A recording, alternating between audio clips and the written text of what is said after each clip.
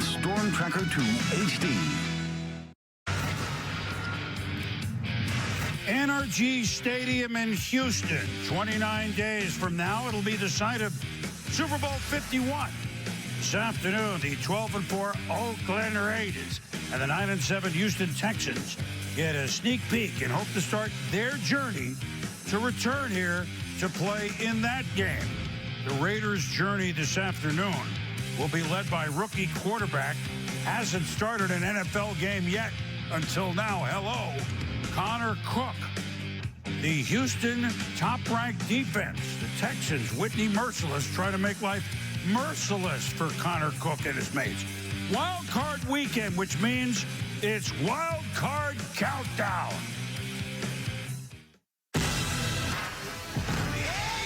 They call it the wild card round for a reason. Remember the 2000 Ravens? When that whistle blow, we unleash hell today. One of the baddest defenses ever assembled in 05. Big Ben and the bus. I think the bus last stop is here in Detroit. Didn't even have a home playoff game. Eli's Road Warriors did it all over again. Tyree fakes the catch. How in the world did he do that? The Pack were a 6 seed. The Green Bay Packers are world champions! But proved that the only thing that really matters is if you're hot at the right time.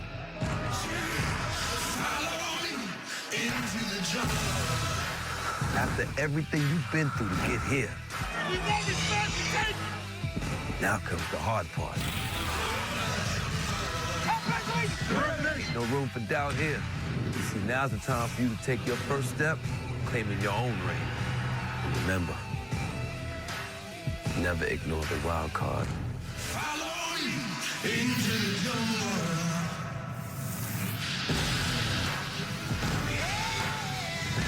The Houston Texans 7-1 at home, but that doesn't bother Khalil Mack, one of many Pro Bowlers who must step up for the 12-4 Oakland Raiders, who won many road games.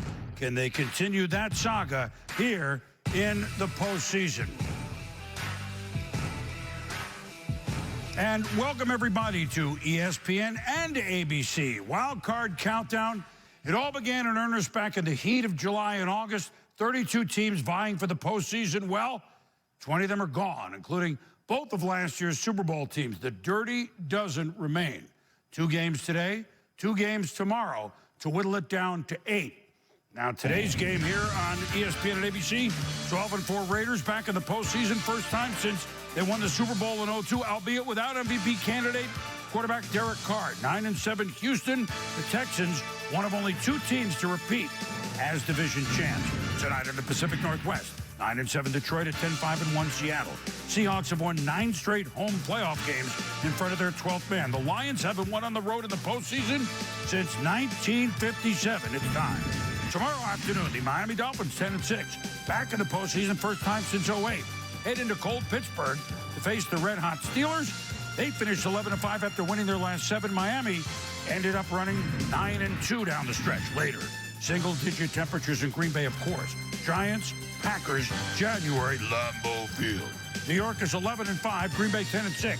Aaron Rodgers red hot. The Pack won their last 6. Eli Manning has won 2 playoff games on the frozen tundra in the past en route to a Super Bowl. 3 of the 4 wild card games are rematches from the regular season. That includes this game. Less than 7 weeks ago, the last Monday, you might remember, before Thanksgiving, the Raiders and Texans faced off under the lights in Estadio Azteca in Mexico City. And a full house and a good game. And early on, Brock Osweiler hit DeAndre Hopkins. He was ruled to be out of bounds. Later, afterwards, closer look said it should have been a touchdown. Bill O'Brien's Texans only got a field goal out of it. Raiders trailed 20-13 in the 4th quarter. Derek Carr. Jameis Olawale takes the pass and rolls. And we're tied at 20. And then, at 20 all, under 5 to go, the swing to Amari Cooper. What? He makes the move and leaves the Texans in the dust. The Raiders were 8-2 at that point as they won 27-20. So we'll be here in the Studio here for you. I'm Chris Berman, and of course, what's missing from that game, Susie and the gang? Raiders quarterback Derek Carr, the MVP candidate, broke his leg in Week 16. Oakland is down to their third-string quarterback, untried and untested, rookie Connor Cook. But Susie, happy playoffs to you. You're there with our band of veterans, so we're not worried. Happy playoffs, Boom. You know what else is missing? The altitude. It's kind of nice to be about 50 feet above good sea call. level, right? Yeah, the Texans, they like to be at home, too. Boom mentioned 7-1 here at RNG Stadium. So welcome, everyone. It's playoff football. Matt Hasselbeck, About time. Randy Gotta love it. Moss, Trent Dilfer, Charles Woodson. I'm Susie Culver. Let's get into the storylines, the things you're most excited about watching today. Charles, you kick us off. Well, for me, today it's all about the Oakland Raiders. You know, I'm excited. I'm excited to see my boys, you know, go out here and perform. First time in 14 years that they've been here, you know, in the playoffs. I think I was on the last team that went to the playoffs back in 2002.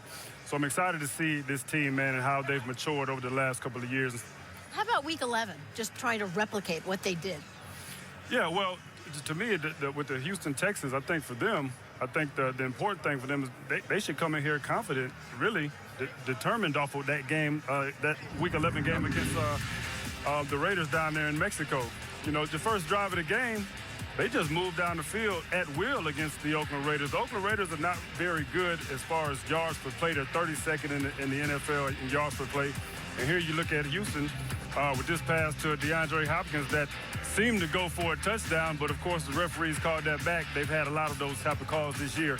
But look at the Houston Texans and Brock Osweiler. He's looking like a man that's on fire. You haven't been able to say that much about him this year, but they moved the ball down the field methodically against the Oakland Raiders, and they should feel confident today coming into this game. Yeah, let's not forget about the controversy. You and Boomer both showed the Hopkins play that should have been a touchdown for the Houston Texans, but then the calls at the end of the game when the Houston was driving, instead of kicking a field goal, on third down, they had the first down. They mark him behind the chains. Then fourth down, it looks like they get it, and they don't give it to him. So there was controversy around that game. But for me, the big storyline in this game is Jadeveon Clowney. He was a game wrecker for the Houston Texans in this first matchup. He dominated the Oakland Raiders. This is just a snapshot of it.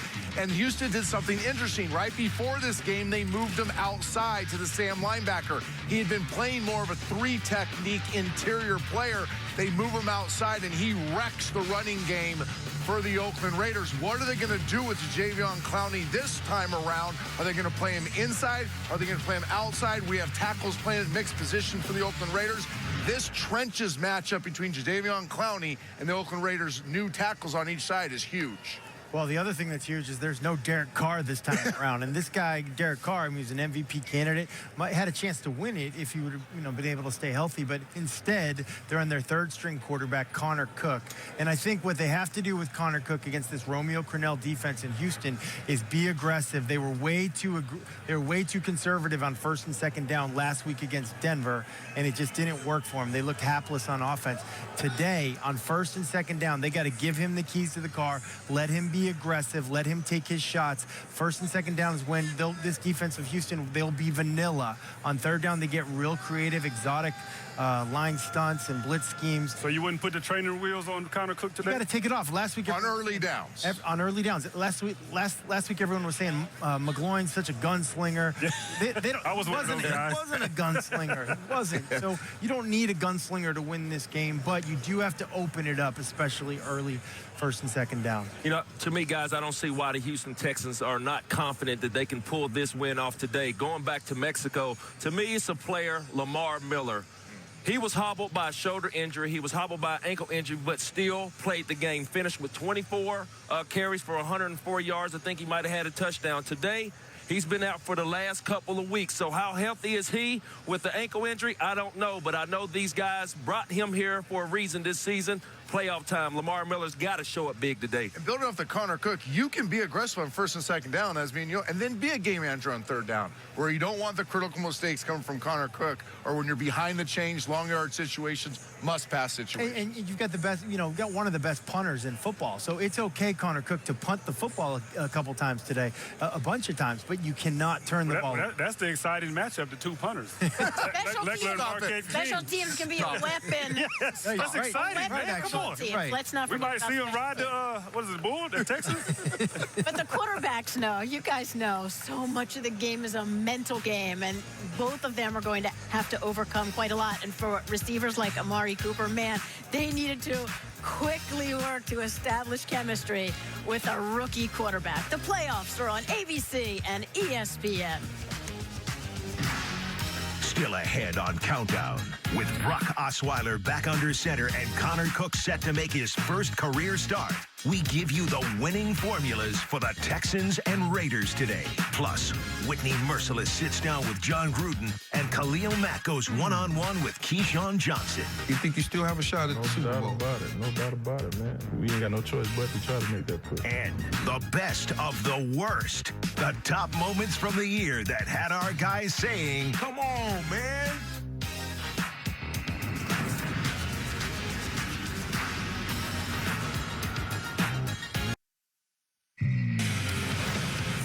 Postseason NFL Countdown is brought to you by Dunkin' Donuts, giving you the routes to run to tackle your day and the boost you need to keep on fueling your football fandom.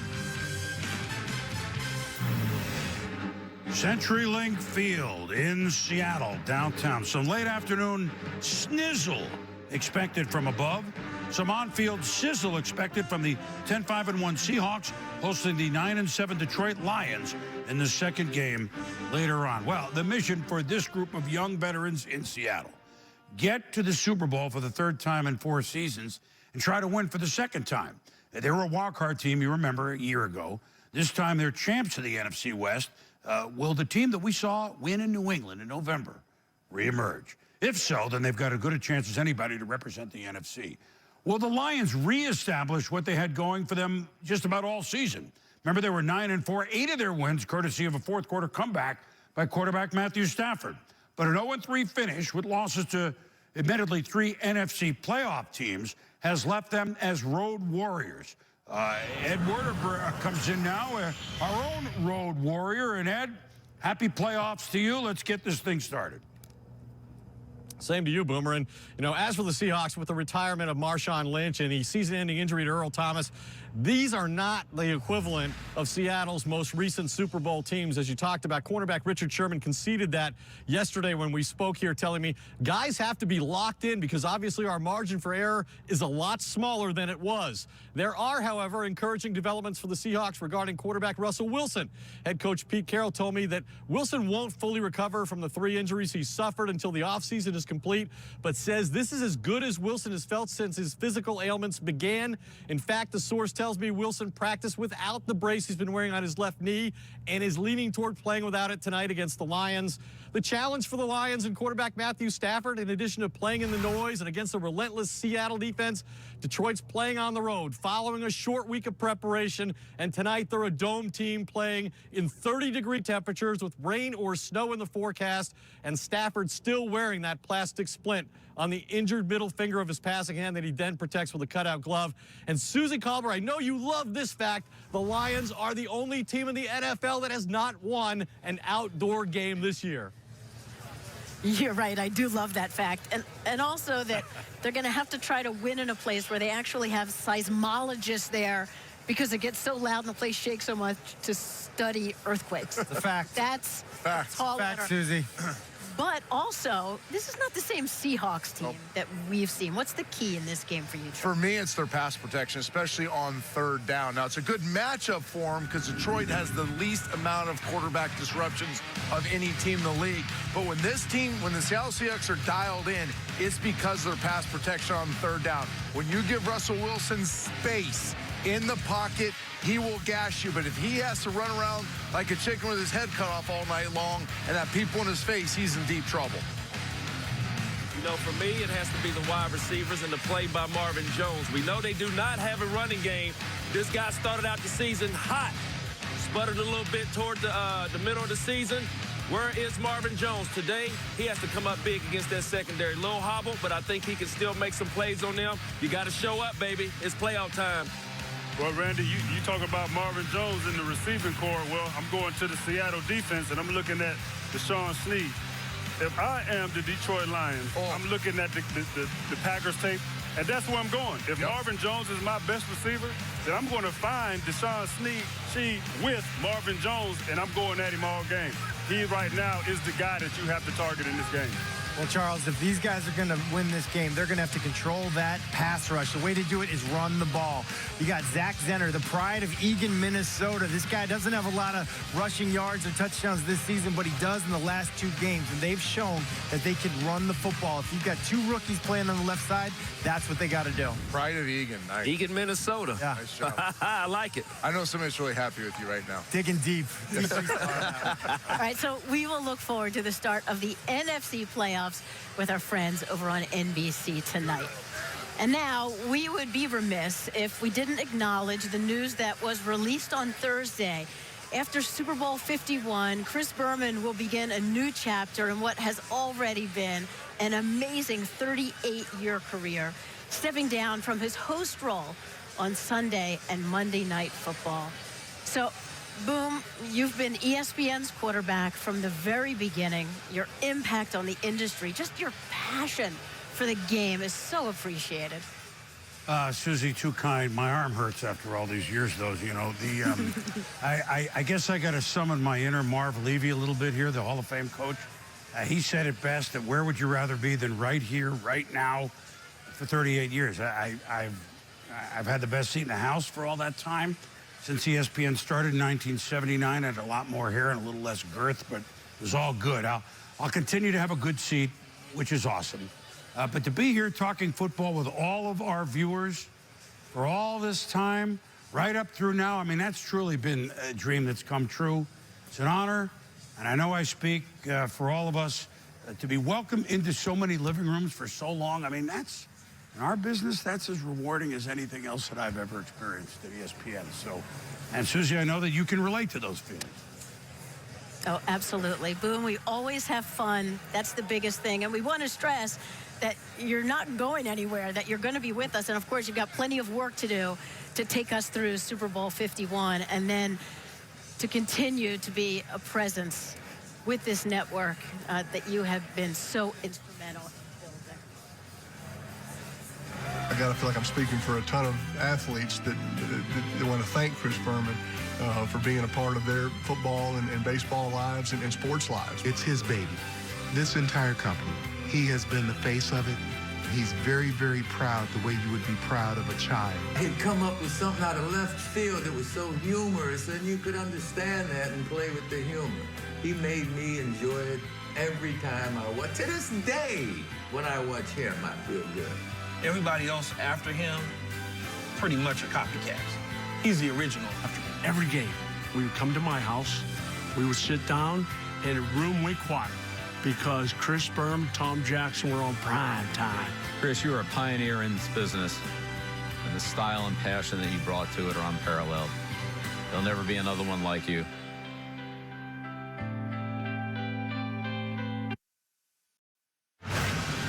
Chalk Talk with Coach Gruden is brought to you by Dick's Sporting Goods.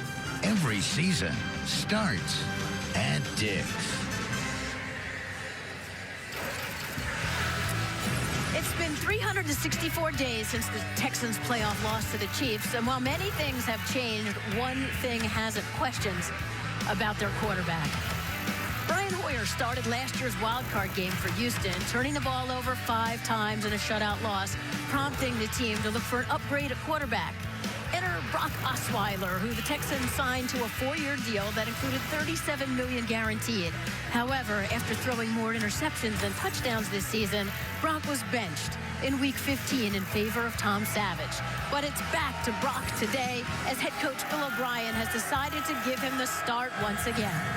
With a scoop on his mindset, we bring in Lisa Salters with this team report. Hi, Lisa. Hey, Susie. Well, Brock Osweiler told us that it was definitely difficult when he was benched in Week 15, but he said that he really believed all along that he would eventually get this second chance at redemption, and he tried to stay positive. So when Osweiler did find himself back in the huddle last week after Tom Savage suffered a concussion, he used a little levity. With the offense staring at him, waiting for his first play call, he said, "Hey, guys, it's great to be back. Nice to see you friends again. He didn't use that word, Susie.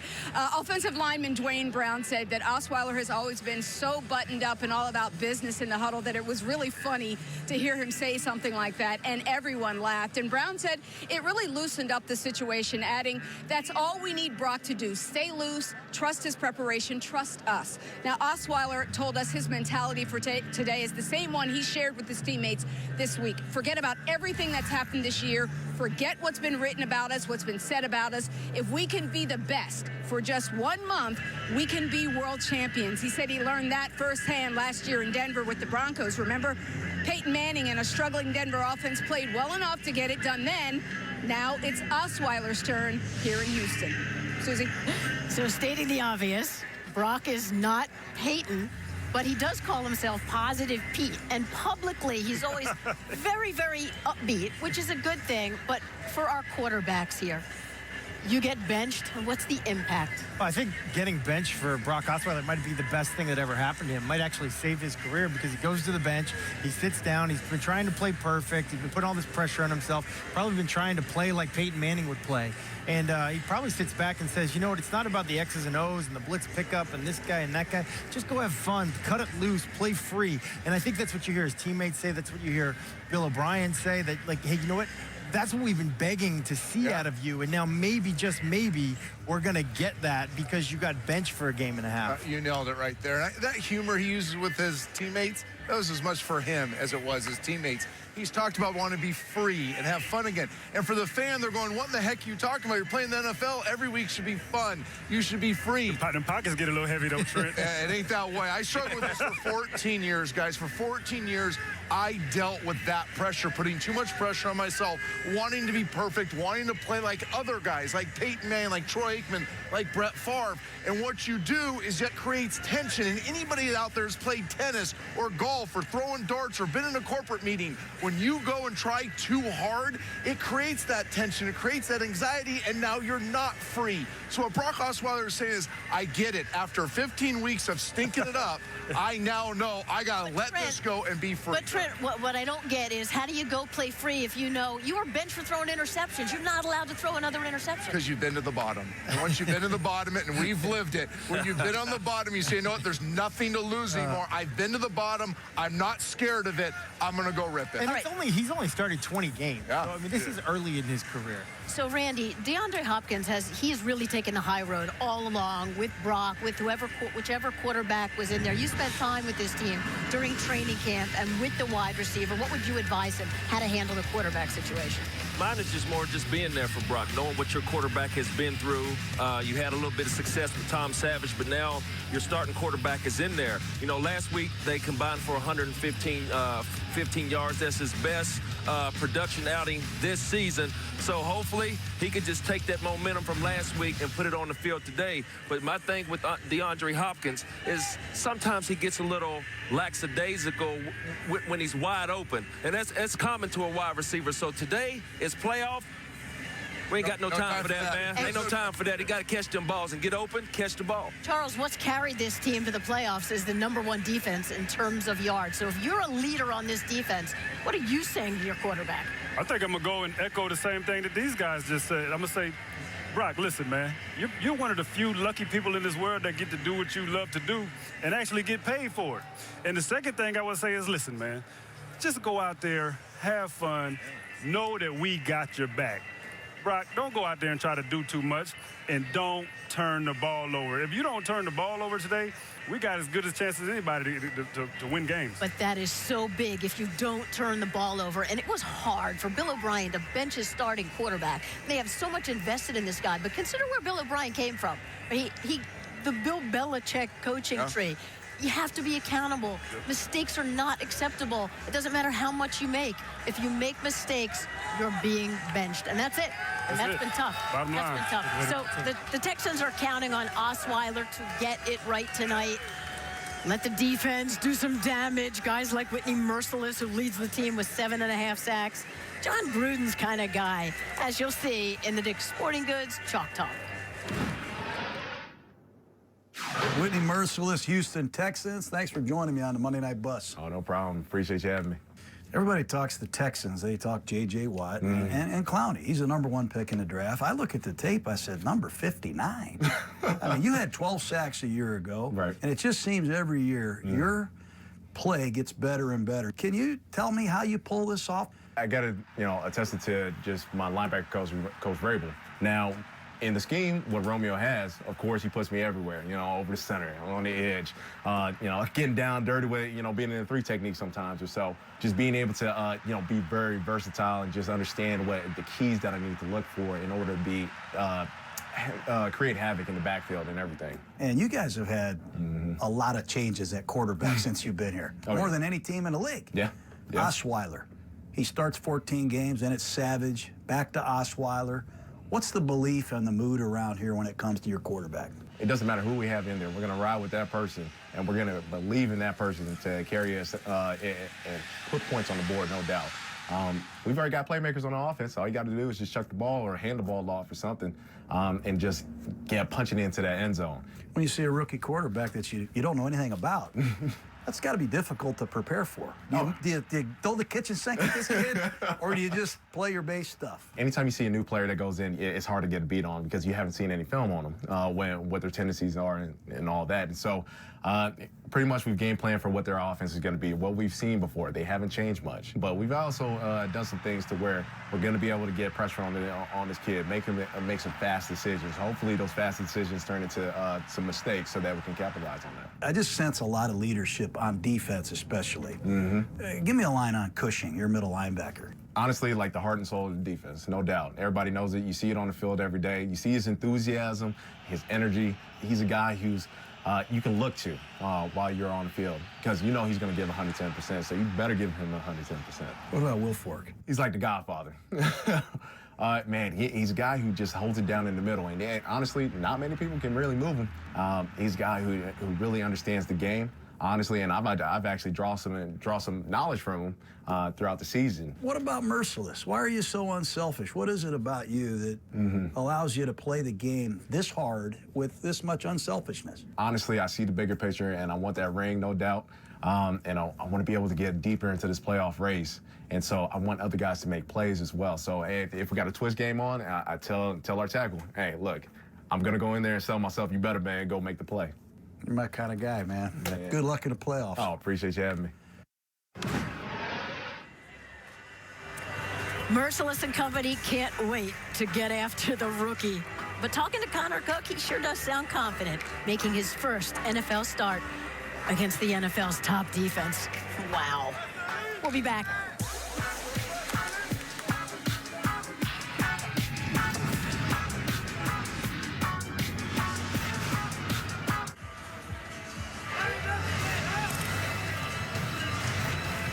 At NRG Stadium in Houston. So fun to see Amari Cooper and the silver and black back in the playoffs. The 13-year drought is over, but not without the heartbreaking twist of losing their best offensive player. While the core of the Raiders roster was built through the 2014 and 2015 drafts, when they selected Khalil Mack, Derek Carr, and Amari Cooper in just a 2-year span, it was the breakout in Carr's play this season that led the Raiders to an impressive 11-3 start. But disaster struck a dream season when Carr's MVP caliber year was cut short. Carr suffering a broken leg in Week 16, forcing the Raiders to turn to backup Matt McGloin. Despite the setback, Oakland still had a shot at the #1 seed in Week 17. But this time it was McGloin who got hurt, forcing rookie Connor Cook into action. The Raiders lost the game and a first-round bye, and now they come to Houston with a question mark at quarterback. No idea how he'll play. As we bring in Adam Schefter with a team report. Tell us about Cook, Adam. Well, Susie, Oakland leapfrogged Dallas in the draft last April to go up and trade up for Connor Cook. Dallas was forced to settle for Dak Prescott. And while Dak Prescott shined this season, Connor Cook was inactive every week up until Week 16. Didn't take any reps in practice, but now forced to start in this game today, become the first quarterback in NFL history to make his first start in an NFL postseason game. The Raiders know they have to keep the game plan basic, but they do like Cook's intelligence and his quote-unquote swag. Derek Carr himself told Connor Cook to quote-unquote just go out and wing it. And he will have to wing it today without his starting Pro Bowl left tackle, Donald Penn, who has a small fracture in his knee. He believes he'll be back for next week. But with Penn out, that means that Menelik Watson will have to start his first NFL game at left tackle, and Austin Howard will have to step in at right tackle, Susie. Well, Adam, all that adds up to Khalil Mack gathering his defensive teammates this week and saying, it's all on us now. Mack and Derek Carr had been a united front, breathing life back into the organization since the days they were drafted together. They pushed through the losses and got everyone else in the locker room to buy in. Now, those who didn't, even the veterans, were left behind. This is the first step in the dream, making the playoffs. But one brother is home watching. The other sat down with Keyshawn Johnson.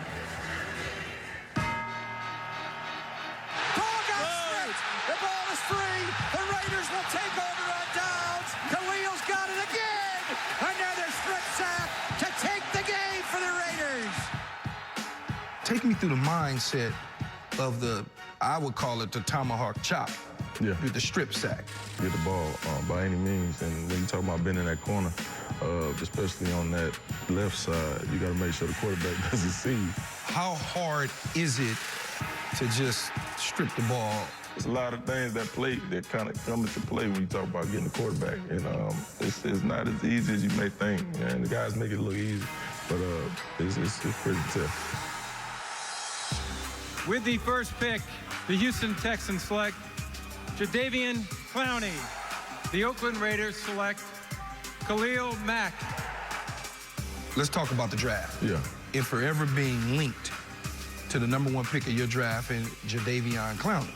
Do you look back at being the #5 pick and now you say, man, I probably should have been the first guy? I was mad. You know what I'm saying? I was mad, even though, you know what I'm saying? You got to embrace the fact that you don't want to sit another 2 hours and wait. I mean, exactly. You happy that you're not sitting for all the rest of that time, but at the same time, it's like that chip is on your shoulder. Do you hold a chip on your shoulder for those teams that passed you up or didn't come up and get you in the draft that needed defensive ends? No doubt about it. No doubt about it, man. When you look back at it, you always got a little extra something for them waiting. And it's going to be interesting how this plays out. Apparently, you play the guitar. A little bit. I got a guitar. You going to play for me? Oh, man. What's the reception of your teammates when they see you playing the guitar here? Man, these cats don't get the chance to see me playing the guitar, man. I don't let them get me in this mode right here. You know what I'm saying? But at the crib, I'm always chilling and relaxing, playing a little bit, from time to time. What's up?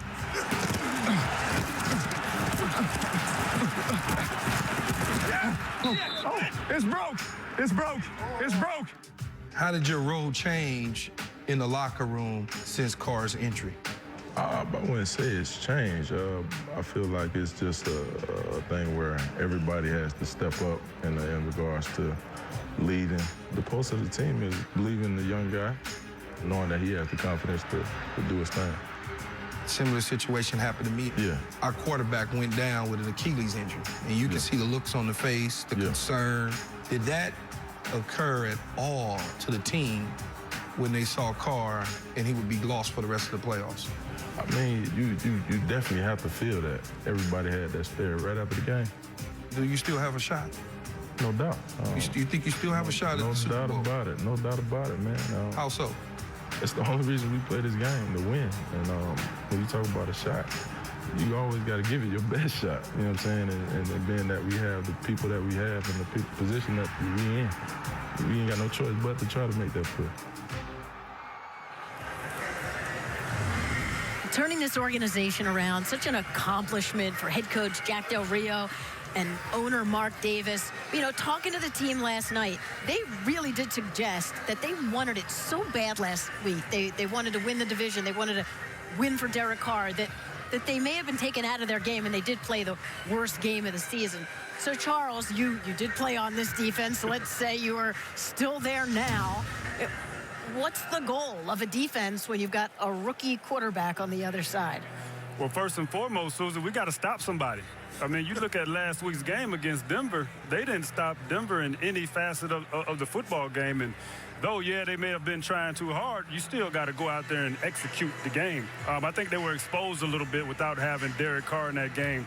Derek Carr being able to sustain drives, go down the field, put points on the board. Last week, offensively, they were 2 for 11 on third down, and they had 3 turnovers to go along with it. So then you're in bad positions as a defense, and then you're out there often.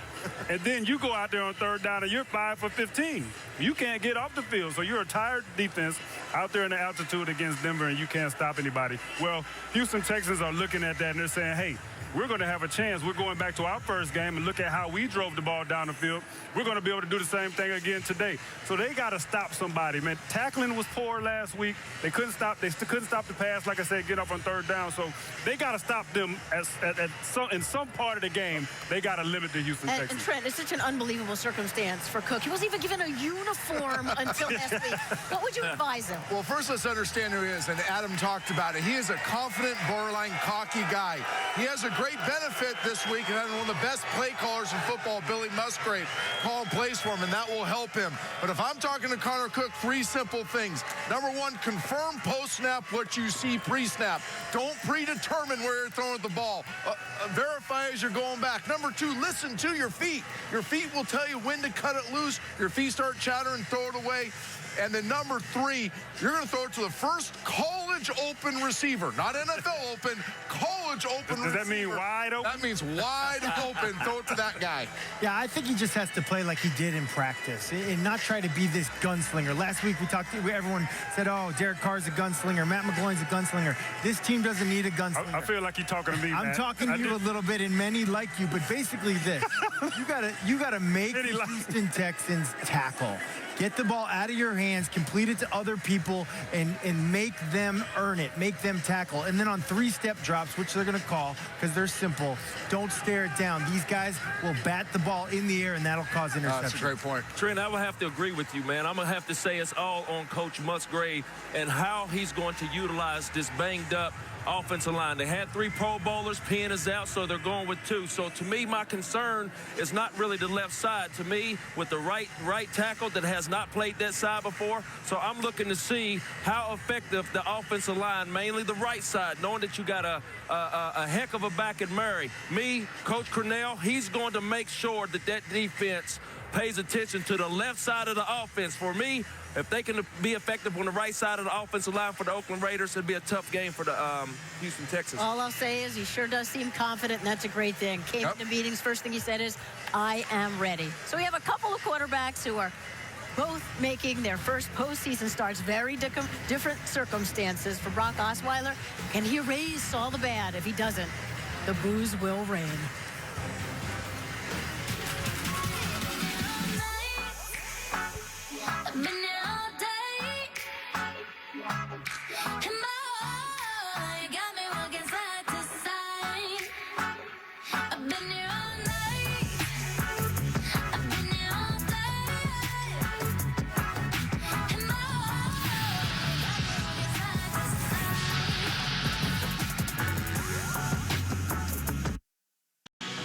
Monday night, ESPN, the College Football National Championship game. The new Sombrero in Tampa. Oh, they're going to be gone Monday at 8. Alabama against Clemson, a rematch from last year's 45-40 win by the Crimson Tide. Good to be with everybody at the NFL playoff lid lifter. Oakland at Houston. Questions. What can Brock Osweiler do with his second chance to lead these Houston Texans? Will their #1 ranked defense feast on rookie quarterback Connor Cook, making his first ever pro start for the Raiders? Will Oakland's strong offensive line clear the way for what can be a strong running game? Oakland has 6 Pro Bowlers not named Derek Carr. Can they pick up the slack? All these questions. That's why they play the games. Which is why these fellas are calling the game. To our regular Monday night booth now, Sean McDonough, John Gruden. Fellas, happy playoffs. Thank you, Boomer. Good afternoon, everybody. Coach, so much of the attention and lead up to this game has been on the unsettled quarterback situations for the Texans and the Raiders. And those quarterbacks starting the game today will have most of their attention directed on a couple of guys on each team, bookends, who can really wreck the game for them. Well, there's 4 of them. Then there's 2 great players we know of, Khalil Mack and Jadeveon Clowney, but Whitney Mercilus and Bruce Irvin are 2 very good players as well. It's not just the sacks, it's the pressure, the hits on the quarterbacks, the penalties they cause, batted balls, forced fumbles. Got to keep an eye on all 4 of these guys today. These 2 teams played each other in the regular season, so they know what they're about to face. A lot of the reason why these 2 teams are here, they've done a terrific job in recent years in the draft. These 2 players, Khalil Mack and Jadeveon Clowney, were the first 2 players selected defensive players in the 2014 draft. Mack number 5 overall, Clowney number 1 overall. You get an argument about who's better, but I think each team is really happy with the guy they have. I think you or I would be happy with either one of them. The video's fun to watch. What I love about Clowney is he can play base defensive end. That's where J.J. Watt played, and he's been awesome when asked to. He's also a very good left defensive end. He can penetrate. He has 16 tackles for loss. And if you want to move him around, you can put him on the right side. He's got power and speed. He has 6 sacks. He's a game record, and I love his energy, Sean. Watch him read out of the stack and chase down this receiver. That is Jadeveon Clowney at his best. Great to see him healthy. And Khalil Mack will return to the Pro Bowl. Man, did he ruin Carolina's stay in the black hole. Watch Mack intercept this pass and go see my former neighbors. And Khalil Mack, he's got incredible power. He can run right through a tackle, beat a double team, and he forces a lot of fumbles when he gets there. Khalil Mack, Jadeveon Clowney, 2 game records. And if you're Chris Clark playing right tackle today for the Houston Texans, look out, because that's a matchup that the Raiders are going to go after. And the sidekicks are pretty good as well. Bruce Irvin, the former Seattle Seahawk, he told us yesterday he thought he might have had the best game of his career against the Texans in Houston. He had 10 tackles in that game. Whitney Mercilus, I know you love him too, 7.5 sacks to lead the Texans. Oh, they're both first rounders, and these 2 guys play everywhere on the field. This is going to be a nightmare for both offensive lines, who we know have issues with injuries. Time for our pregame Gruden Grinder, brought to you by Nationwide. Who's your pick? I'm going to go with A.J. Boye of the Houston Texans. This man has really stepped up. When Kevin Johnson got hurt, A.J. Boye stepped up. This is a man that was undrafted out of Central Florida. For 3 years here in Houston, he was inconsistent. He played a lot on special teams. But when the injury occurred this year, A.J. Boye stepped up. Here he is at left corner. He leads the Texans with 16 passes broken up. He's got really good hang time. Here he is at right corner. Nice close on the football. A.J. Boye made a play against San Diego. You're going to see the left tackle pull on this screen. He's going to knock Boye down.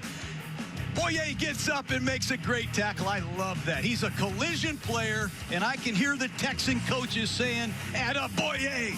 A.J. Boye is going to be a rich man because he's an unrestricted free agent. He's really cashed in on his playing time. He's a heck of a guy. And he was terrific in our 2 Monday Night Football games. We'll see how he fares today here on ESPN and ABC.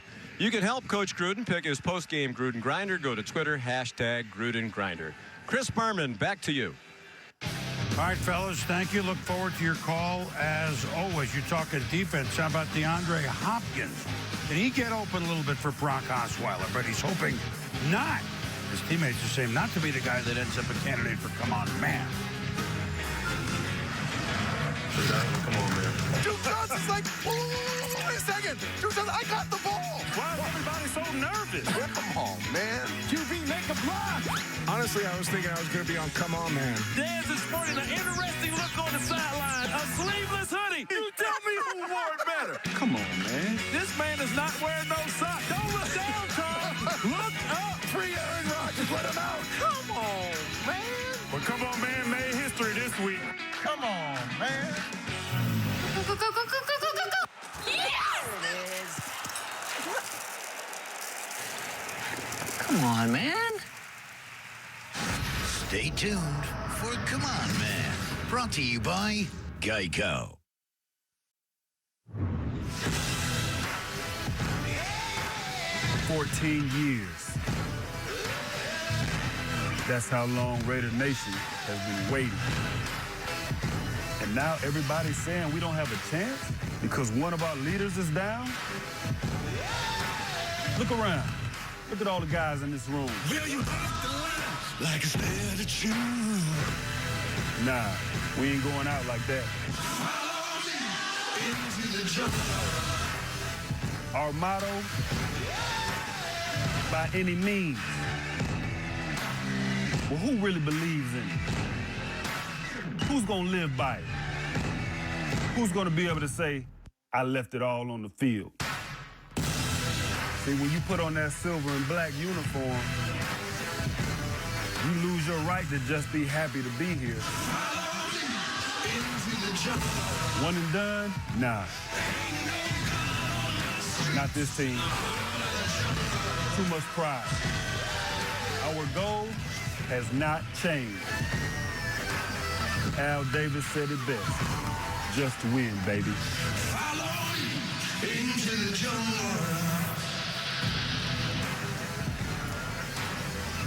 Man, it's been a long time since the Raiders were in the postseason. 2002 season, who knows how old Khalil Mack was. But Charles, it was your 5th year in the league. The Raiders made it to the Super Bowl, but lost. You left and came back in 2012. So where they were then, how proud are you of what they're accomplishing now? Yeah, man, I'm so proud of the guys, man. You know, when I look at the last 3 years of my career, coming back and being able to play in Oakland, and where they were when I first got there, and the rebuilding process that Reggie McKenzie went through trying to get the team to where it is now, and then drafting guys like Derek Carr, Khalil Mack, bringing in Donald Penn, Michael Crabtree, and all of those guys, you know, you started to see his vision and what he was trying to accomplish. For me to be around those guys and to go to battle with them. You know, we talked about the Cleveland Browns and them going 0 whatever they were. I went 0-9, I believe it was, until we won our first game. 0-10. Yeah. Try to rub it in. There you go. Sorry. But yeah, exactly. But those are the things that you go through or that I went through with these guys that's why we have such a close bond. And that's why I'm so close to these guys, and I want them to do so well. And that's why I'm so proud of what they're doing now, being able to make the playoffs for the first time since I was there in 2002. I'm excited. And props to Reggie McKenzie. All but 3 of their starters added since 2014 on an NFL most 7 Pro Bowlers. Let's jump into the Dunkin' Donuts field pass. Trent, Connor Cook, first quarterback of the Super Bowl era to make his first career start in the postseason. How can he do this? I think he can have some success. He has to understand that everybody on this offense is better than him. So it makes sense to get them the ball as quick as possible, especially Amari Cooper. The guy can make plays. Connor Cook, don't wait for something better to happen. Make the immediate thing happen to your playmakers. Not that hard. Matt Brock Osweiler, he will be booed if he makes mistakes. How does a quarterback push through that? He's got to cut it loose today, Susie. It's wild card weekend. Have fun. Go out there and have some fun. Take some shots. And guess what? Against this Raiders team, take some shots as a chance for penalty. They're 28th in defensive penalties. Ken Norton Jr., Pete Carroll disciple. He likes tall, long, physical, defensive back contact. Randy, DeAndre Hopkins, his production has been down, but his attitude is always up. What will you look for today? Well, I think him winning at the line is very important for me. And then once he gets to the top of his break, to be able to create a lot of separation. I put this young man in the elite class. He's working on his 5th year of his contract. He wants an extension. Get that straight cash, homie. Show up today. Straight cash. Khalil Mack, back-to-back All-Pro years. What can he do to wreck this game for the Texans? Well, I tell you what, Susie, he's the face of the franchise along with Derek Carr. And you talk about close games. If this game becomes close, they're going to need him to close, and that's what he's done in his career. 14 sacks, 6 forced fumbles, and 3 fumble recoveries in his career in the 4th quarter. So the game is close. He's the guy that's going to change the outcome of the game. And former first overall pick, Jadeveon Clowney, finally living up to expectations, made his first Pro Bowl, still fuming that he was too injured to play in last year's wild card. He has been playing like a beast and would love to show his stuff on this stage. And I asked defensive coordinator Romeo Crennel which matchup he would pay to see, and he said Clowney against whoever four they put out there against him. Or whatever two they put out there, because they Right, because we know it's not the normal guy who plays left tackle. All right, Matt, what do you think decides today's game? Well, I think how the Houston Texans can win this game, there's a tab in your playbook called movement. And there's simple reads that we've all done since high school. And I think they got to give Brock Osweiler some confidence early. Their plays typically outside of the pocket to the tight end. Usually you're motioning a guy down, looks like run to the left here. We're going to give a little play action. Everyone's thinking it's run. We're going to keep it safe. And they are safe. They're safe 1-2 throws. But, like, there's a 10-yard gain right there on that example. Here it is again, another thing. Motion down on the strong side. We're probably going to run the ball to the left. No, we don't. It's a play action left. Again, one of the simplest throws you ever see. And then, you got to progress from that. Here's a play against the Raiders earlier in the year. Play action left. And, we're not going to run an out route. We're actually going to do a different 1-2 read. It's DeAndre Hopkins. He's going to take the top off. If you like it, take a shot. Either a touchdown or a penalty. If not, come down to a crosser. This time a tight end again. These are confidence-building plays in that movement tab. They can't forget that they have that in their playbook. Charles. Well, for me, it's Lamar Miller. I said earlier in the season, if this team is going to have success, you give him the ball early and often. The first game they played this year, Lamar Miller went over 100 yards, had a good game. And then during the season, they're 3-1 when he goes over 100 yards. So I say it's not about the passing game for the Houston Texans. It's not about trying to force the ball to DeAndre Hopkins because he was not a factor in the first game. Give the ball to Lamar Miller. He's your guy. And Trent, if the Raiders are to win, how will they do it? Dial up some shots on early downs like Matthew talked about earlier in the game. And in the first matchup, they did a really nice job, the Raiders did, of matching their inside receivers, backs, tight ends, on linebackers. Right here, linebacker, hard inside technique, can't get beat inside, yet he still does. Dramatic mismatch. Raiders have the advantage, backs on backers. Now, Houston's playing halves coverage to the boundary. Nothing vertical should beat you to the boundary, especially to a fullback. But look what happens. Backer, corner, playing cover two, perfect. Safety getting trapped inside, abandons his half, and now a fullback, a 270-pound fullback, is running a vertical, and you're getting beat. Another example of the Raiders' inside receivers taking advantage of linebacker safety play for the Houston Texans. Now you're going to play corners to the boundary. A little bit different coverage. Linebacker, corner, and linebacker safety playing it perfect because number 2 receiver goes to the flat, so safety takes over the receiver. Corner has to see that, get back to his corner, but he doesn't. He takes the bait on the receiver. Now you get a chunk play down the boundary to the tight end. These plays are there to be made for Connor Cook and the Oakland Raiders. And with Cook making his first start today, it's critical for these wide receivers to come up with big plays. For me, I'm not looking how he does in the middle. It's going to be congested. It's not going to be a clean window for him to be able to look to and deliver that pocket. So to me, trying to see how Coach Musgrave is going to create the passing game on the outside of the numbers. When you have a rookie quarterback, give him plays that you know that he can make. And for me, any rookie can make the plays from the outside of the numbers. For me, the wide receivers has to show up no matter where the ball's thrown on this field. There's less people out there outside the numbers. There you go. Okay, you're good at math. You're good at math. That's right. Every teammate we talked to sounded confident in Cook. When he came in against the defending champs last week, he projected calm, which is about as important a thing as you can do.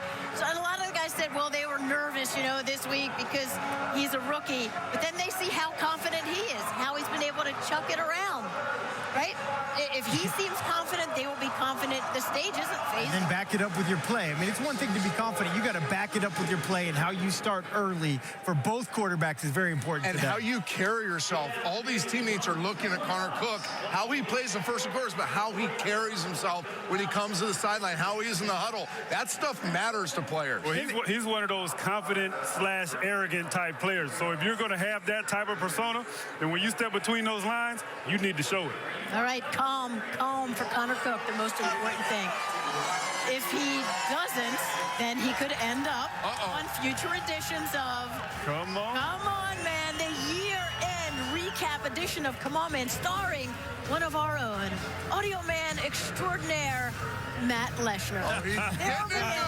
We'll have time, Matt. You're getting it, Bullhorn. You are getting it. Let me see you run, Bull. Let me see you run them stairs.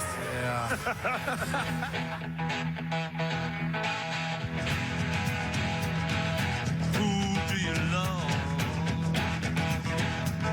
Oh, who do you love?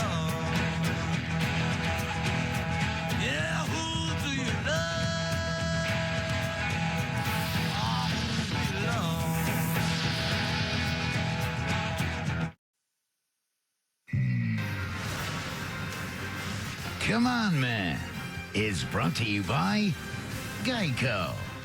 15 minutes could save you 15% or more on car insurance.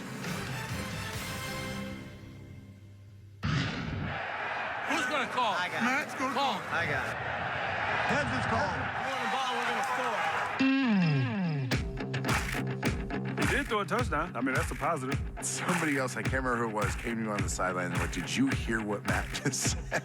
Wait a minute, I'm going to tell you what he said. Say it. And I'm going to tell you what he said. He said, we want the ball.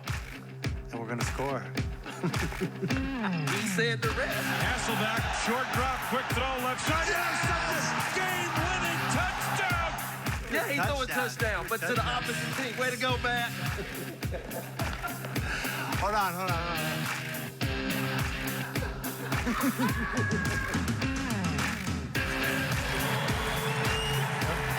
Hey, him and Connor Cook are very much alike. Hey, that's what he How needs can today. I Both borderline quarterbacks, they back? gotta come and bring it today, man. I was going to say, like That what it means? both our quarterbacks today, you were making your first playoff start. My first wild card start, first playoff start. That's what the team wants from these guys. And just don't throw a pick. Just not the interception, not the 8-yard hitch. Not the 8-yard hitch. to It's your supposed to own be guy 6 next yards. So 6 yards. Among them, they have 28 career playoff wins. Now they're doing Come On Man, which is great, right? That's great. Charles, kick us off. The year-end. Here we go, man. We finally in the playoffs, baby. But I tell you what, during the season, there was some bad special teams play. Look at the Steelers kicker tried this behind the back, Harlem Goat, no look. Man, I got to say, I've been playing football a long time. I've never seen that. But look at the Jets. And watch the ball bouncing to the end zone on a kickoff return, son. You got to cover that ball. We learned that in kickoff return 101. Get on the ball, man. This is unbelievable and unacceptable. You make the team on special teams. Come on, man. Well, officials have had their moments this year. First, referee Ron Torberger getting fired up for the game. Okay. Official Pete Morelli makes the call facing the wrong way. The referees want to measure, but the ball is 2 yards short of the first down. It's questionable. But worst of all, This is the best. the field goal is wide right, but one ref signals no good, and the other signals good. Just turn to your left. Get on the same page. Come on, man. Well, we had a repeat offender this year on Come On Man. Packers muffed the Titans punt. Watch Valentino Blake. He's pointing the wrong way. He's your guy, man. Come on, Blake. This way. And then the next week, Blake's at it again. The Titans receiving the punt. Ball bounces inside the 5. Blake pins his own team against the goal line, catching the ball at the 2. But there's more. Martin Wilson drops a touchdown, and then he kicks the ball. Well, you see where he kicked the ball, but look who's covering him. Blake, come on, man, for 3 straight weeks.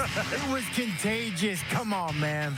The best from college, Arizona versus Arizona State. Brandon Dawkins runs right into Mrs. Arizona. Look at this play right here. Hey, Miss Arizona, I'm sorry. Give me the number. We can go out to get something to eat after this. Hold on, I'm going to take a little time. Boy, get up off of me. That's inappropriate. Boy, get up off of me. I'm talking about watch on this kickoff. Watch the girl behind in the end zone. We've been asking about her all season. First name I know was Ashley. Ashley, I'm glad, sweetheart, you made our segment, but you made plays of the year. Y'all two, come on, man. Hey, guys, here at Countdown, we're not immune either to some Come On Man moments. Here we are doing TV, and here's Bullhard, our audio guy, Matt Leshner down. What's he doing down there? Oh, okay. Steve's talking, and his head's in. But have you ever seen a Hobbit run? Look at that There's a Hobbit running right there. And it doesn't end there. We're in Denver. We're making our game picks. It's a big moment. And all of a sudden, the Broncos thunderstorm skydivers start flying in. Hello. It's freaking us out. But watch what happens here. Steve's not even paying attention. He has no idea what's going on. And Randy Moss is using your boy me as a human shield. He says he's trying to protect me. He's using me as a shield. Countdown. Come on, man.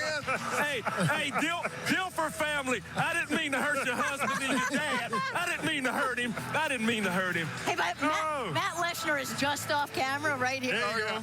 With Let's see King that run. Love, Let's see that tell run one more everybody time. what really goes on. But we have such a great time all season long, and it turned out a couple of our rookie broadcasters pretty good at picking the game. So let's check out our season-long standings. It seems as though we have sort of an elite class, kind of like in the NFL too. And then I'm going to say middle of the road makes it sound kind of nice, right? At 9-7. And a new twist. We asked the fans who they thought would win. 55% think it's the Raiders that will win. You get it. You are tied. You're not just alone in first place. You see me throwing this O up right now? You know what that means, don't you? I don't. So Number one, baby. Oakland Raiders, let's go. Old Town, baby, let's go. Who's going to break the tie? So you're picking the Raiders? We got this, baby. Shocking. You know where I'm going. That's no doubt. Throw it up. Throw that O up with me, baby. That was natural. I'm actually going with the Houston Texans. I think they're a really good football team that's quarterbacked poorly this year. What? I think Brock plays a little better. Also for our boy Steve Young, he's picking the Texans as well. Nobody has even talked about the other side of Jadeveon Clowney, merciless. That's one of yours. I'm going with the Houston Texans. Boy, hold on. Let me unbutton my jacket. Who you going? Put him on. Put him on.